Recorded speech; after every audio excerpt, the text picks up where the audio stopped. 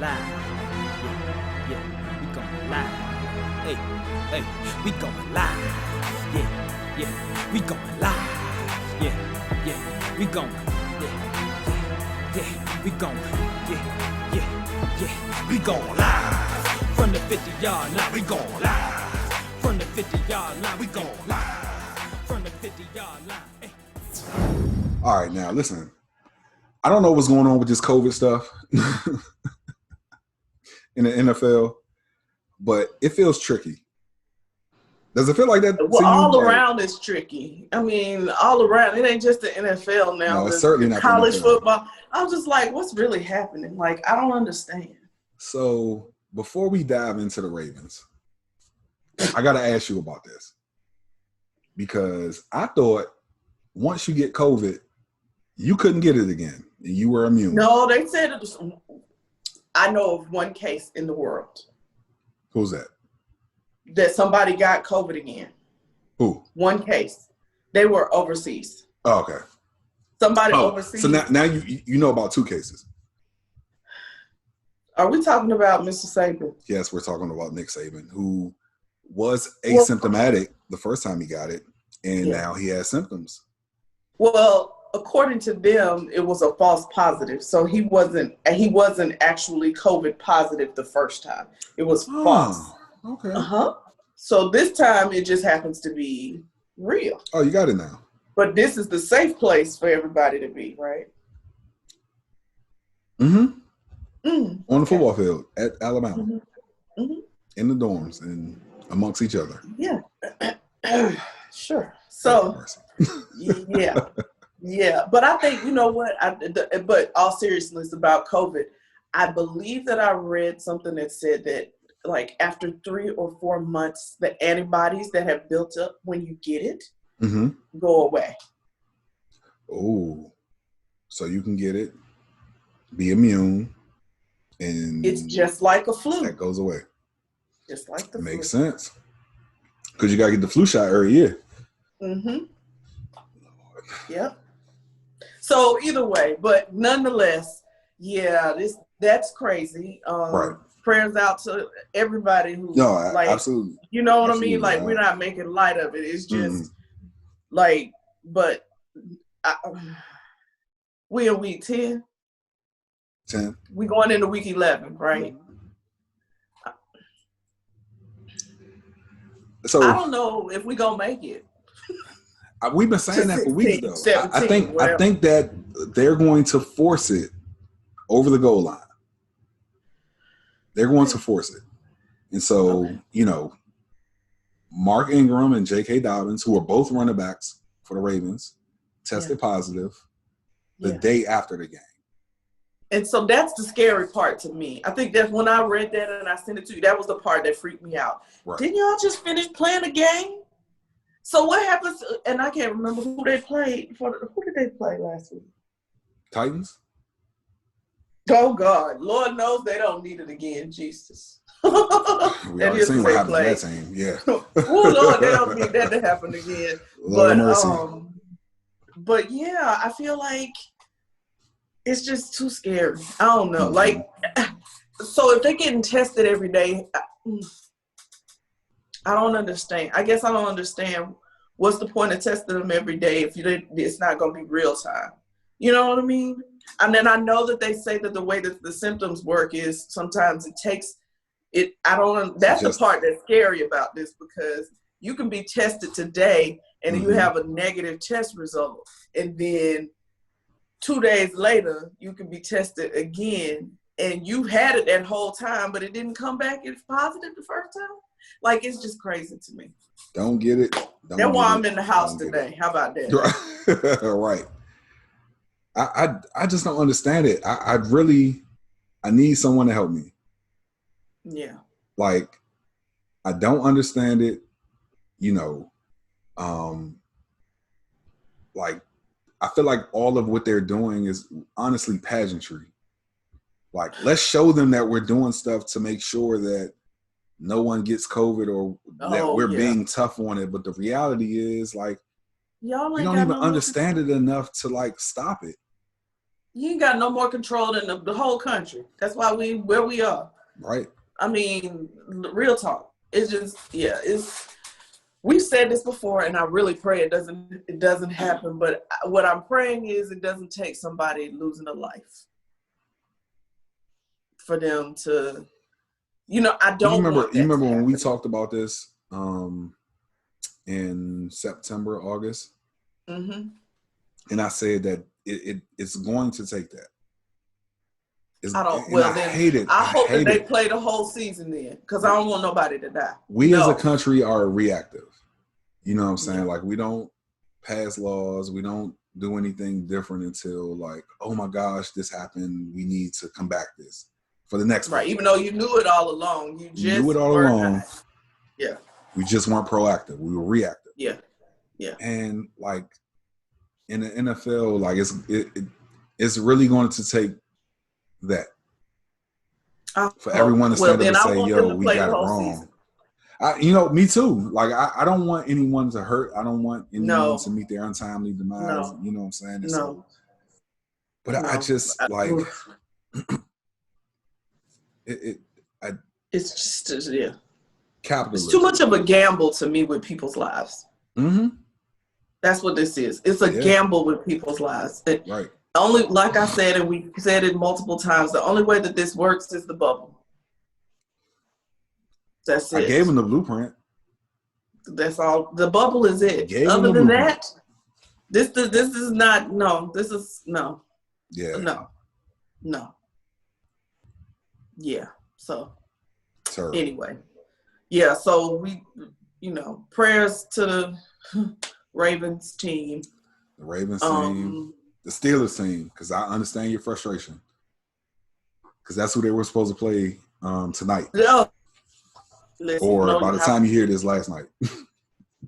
Yeah. Right. Yeah. And so they've been shafted twice. Mm-hmm. Against about the Titans. Some COVID stuff. Mm-hmm. And they've been good for the most part. I ain't heard nothing. Nothing at all out of that camp. I don't know, man. I guess y'all can just be thankful. Huh? Yeah. They can be thankful. At least you didn't have them breathing on y'all tonight. So, let's just look at the positives. Look at the bright side. Y'all could have played them and just been all COVIDed out. Right. So, hey, yeah. But yeah. So. All right, so speaking of the Ravens. And the Titans. What do you make of this pregame mayhem at M&T Bank where the head coach of the Ravens was barking at the head coach of the Titans? And then the head coach of the Ravens got into it with one of the Titans players. Mm-hmm. Malcolm Butler. Malcolm Butler. Mm-hmm. So I'm gonna start with this part because and when I talked about this, when I said this to you, I said this. I don't get you play football, so you'll be able to explain this to me. Mm-hmm. Is there something so very sacred about the logo? It is. So before a game, what you're not going to do is go to the middle of our field and disrespect it, right? Well, how are you disrespecting it? Because you're standing there? Because you're standing on it and you're doing it in a provocative manner, right? So if they were having a meeting on our logo, yeah, you can meet somewhere else. In the middle of the no, come on, you can meet somewhere else. Yes. So honestly, it's the same energy we saw when I want to say T.O. was a 49er and he ran to the middle of the star and celebrated. That's that same. It's the same energy. And so what you're trying to do, it's a disrespectful move, really. Even if it's just a meeting, it's done in a way because you can meet anywhere else on the field. That middle of the field on the logo is a sacred place. And so you going to meet there is disrespectful, which is what the coach of the Ravens kept barking to Mike John Vrabel. Harbaugh. Yeah, John Harbaugh. That's what he kept barking to Mike Vrabel. Vrabel. Yeah. And so they understood that. Okay. All right. I don't know. It just seems kind of, I don't know. I want to say juvenile almost. No, it is. Oh, it's 100% juvenile. It just, the whole thing seems juvenile. This whole thing just seems juvenile to me. Like, first of all, like, we put our, one of the things, shout out to FAMU, right? My freshman year, we played them for homecoming. And when I say they trashed our locker room, and I wasn't a part of it because I was outside getting interviewed, but we had an all-out brawl, my team, against FAMU inside of the locker room because they trashed our locker room, right? Like your personal locker room or no, the they trashed visitors' the guest, locker room? Well, the tunnel leading to their guest locker room, they trashed that, and then they went on to trash the guest locker room, and it turned into a whole thing. And I say shout out to FAMU, not being like smart or anything like that, but like how I feel about black college football. Of course. But just to say, like, that was certainly in the past, but that's a thing, like, and I'll even give it to you from our point of view. South Carolina State had like their little bulldog, right? That they would have, that they would rub coming out the. One of my teammates kicked it over. It wasn't a real bulldog. I know. It was like a little, I'm still saying, oh my gosh. So those symbolic like figures are a thing, and it means something to us, and it seems juvenile. Actually, it is. You know what I'm saying? When you think about it in the grand scheme of life, but when you're a football player, like, you hold those things and they're sacred. Okay. So. You answer your own question about why he was acting the fool then, right? Because for me, I was like, what, really? Like, this is some y'all. And Mike Vrabel being the guy who he is, because if somebody had have done that to the Patriots in the early 2000s, I'm sure he would have reacted the same way. Oh, he knew what he was, but that was a bait, and he took it. That was bait. Like, you think as a coach, a head coach, because they have to be so PC about everything. So if you're going to take the moment to walk out to somebody's, apparently because it's a big deal, walk out to somebody's logo in the middle of the field and have your meeting, and knowing you knew full well what that was going to do. So it's no different. He was just getting in Harbaugh's head at that point. Well, he did it successfully. Because you came out there and acted a fool. Like, what is y'all doing? Yeah. What is happening? Like, So it's the same thing. Like the example I gave of LaDainian Tomlinson. Like, sir, when I can't even remember who it was. The Patriots. I can't remember who it was, but somebody, when they played them and they were out there on that charge. Listen, let me tell you something. When I tell you, I love LaDainian, and I know he's like this even keel kind guy. When I saw him flip out and go like he did, it's I was a like, thing. what is happening? It's a thing. Clearly. It's a thing. Clearly. And it's something I don't understand, so I'm going to just be quiet. But, that was interesting. But either way, what I found more interesting is I hadn't heard anything about anybody being fined. Nobody's going to be fined. Why? Because if there had been two players, it didn't happen during the game. Neither did the fight between the Giants and well, that started Golden on the field. State and Golden State and Jalen Ramsey. Yeah. That's how I feel with the final thought. How you forget his name? I'm sorry. No, I'm just picking. I'm just picking. But no. So with that incident, it started on the field. Not really. It did not start on the field. It started way before the field. Way before.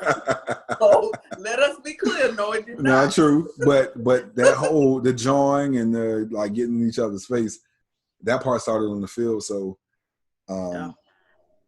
I think that's why they were so, on it with them. But I didn't expect anyone to be fined or anything like that. See, and this is where I guess I got a problem, because it doesn't matter that it wasn't in the course of the game, because it wasn't two players. This was two coaches. And so you all have to represent at all times, correct? I mean, that's what you would think. As coaches, you don't play the game anyway. So everywhere you go, you represent. So in any time, before, after, during, you should be conducting yourself in a certain way. And therefore, I feel like you should be penalized when you're not conducting yourself as a head coach should. I don't care if it happened in the parking lot. True. Yeah, I feel you. No, I'm with you. Like, I mean, I feel like they should have been fine, but whatever. Rules are for certain people. Exactly. Okay. I'm not gonna tell you about what Uncle Shay said about Adam Gase and the head coach of the Lions. I'm gonna leave that for another day. What's his name? Okay. I can't think of his name right now, but the head coach of the Lions. I just watched the freaking game. What's his name? Anyway, go ahead. He came from the Patriots. Patriots, yeah. Mm-hmm. Well, I want to give him a name like a day, like Monday. Right. Wait, you might be on with that. Hold on, let me.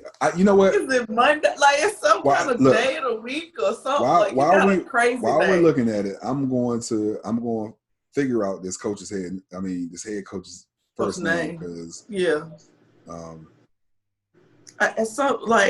it's something. I want to say it's like a day of the week. Like, why do I want to call Matt him Patricia? Okay, it was something weird. Matt Patricia. Okay. Patricia. Yeah, that's him. Yeah. Okay. Yeah. All right. I won't get into. You know what I'm saying. Yeah, we want. Look, what you say last week? A diatribe about no diatribes. No diatribes. We'll keep it moving. Now put the cameras on me, put the cameras on me, put the cameras on me, put the cameras on me, put the cameras on me, put the cameras on me, put the cameras on me.